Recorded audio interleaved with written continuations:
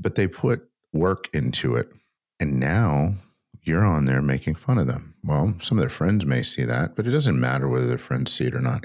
The world is seeing that. The world is seeing you belittling another person who's not a professional when you're supposed to be a professional. And you know what? You may be a professional at what you do, but you just took away from your own credibility in ways you can't even imagine. Hello, and welcome to Old Man Energy. I'm your host, Flint Anderson. And if this is your first time with us, thank you for joining us. I hope you find some value. And if you are coming back for more of this insanity that is my life, then I really appreciate you. Hope you guys are enjoying it and getting something out of it. If you find some value here, please like it, subscribe, share, make sure you don't miss any of our updates. We're starting to do more shorts and more bonus episodes, so you definitely don't want to miss anything. Also, we got some really cool guests coming up in the next few weeks on the podcast, so do not miss out on that. If you don't follow me on the other social medias, then go give us a like, a subscribe. All the links are in my bio. We post different content daily on those as well, in addition to short clips from the podcast. So one thing I wanted to talk about tonight is the difference in an amateur and a professional. And I've been spending a lot of time teaching lately on mediocrity and how to be better at what you do and just how to be a better business person in general. Our latest class of the mastermind has really brought a lot of things to light, and it's an unusual class. It's more split than I've ever had before. I have a vast range of age groups and I have a vast range of success levels. It's been a real challenge for me in teaching these guys on an individual level. I feel like I'm doing a good job at that, and the feedback I'm getting is saying that. But one thing that's been universally consistent across the board, and you'll hear me talk about this, and if you've followed me for a long time, you've heard this before, but I don't know if you've heard it to the point where I'm going to expand on it tonight. I want to talk about the difference between an amateur and a professional. It's not as big as you think. That gap is not as far as you think. And I see a lot of posts where, especially contractors, are really guilty of this. They'll post pictures of work that homeowners have done, and it'll have some snarky caption, definitely going to have to tear this out. Or the one I most recently saw was one with, it had some stairs that was poured with bags of concrete. And understand, I'd hire concrete guys to do their job, and I know how to review that. But from the picture, I couldn't tell if it was done well or not. It was obviously done by a homeowner just based on the broom finish and some other things. But it wasn't terrible from outward appearances, but man, you go into the comments and it's just they're eviscerating these people. But there were some homeowners in there defending the work, and it gets really weird. And I don't know, it kind of got under my skin. As a contractor, the comments about, oh, contractors charge too much and this and that, and that's not what this episode's about, that got under my skin. But also just eviscerating this homeowner's work. I mean, this guy was trying to do a good job, realized that he was out of his league, or it was a lot more work than what he was going to want to do to complete the job. So he hired a contractor to come in. And the guy that he's paying is posting on social media about what an incompetent job he did. It's incredibly unprofessional, but it's very amateurish.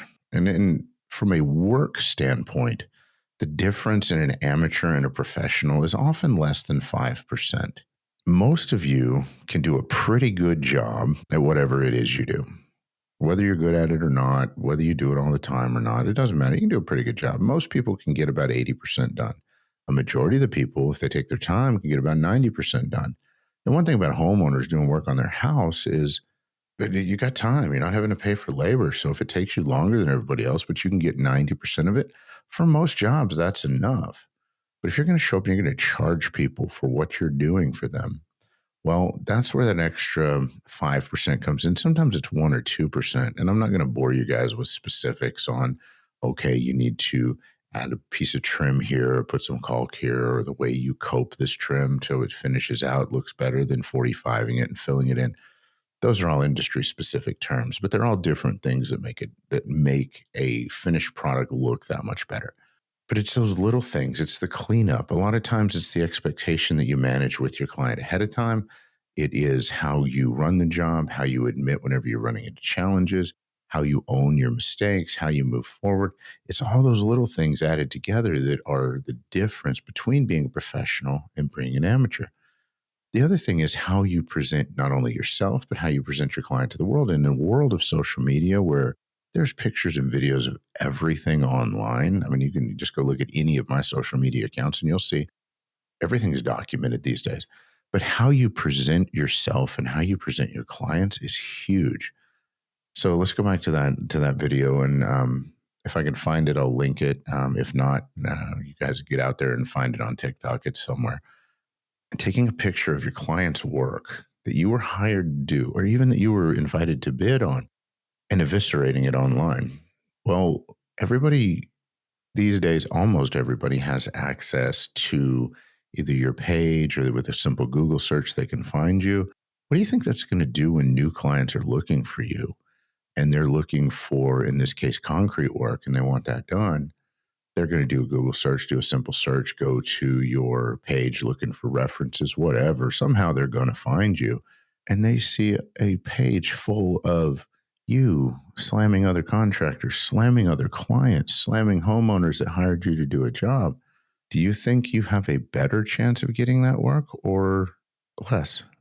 Honestly, it's less. You can't, just like in before social media, that it was, okay, well, I'm not going to come in here and I'm not going to tear down another contractor's work. I'm not going to tear down another man's work. And, sometimes we have to go into jobs and we have to unfuck other contractors' work. It's just the nature of the beast. Doing that in a professional manner, and sometimes you have to unfuck homeowners' work as well. But again, doing that in a professional manner is critical, especially in today's day and age. So I'm going to take what I used to teach about being 5% better than everybody else, 5% more attention to detail, applying just a little bit more than what most people do or what the homeowner could themselves. And I'm going to expand on that. And I'm going to say the way that you present yourself to the world, the way you present your work and the way you present your clients to the world also makes a difference.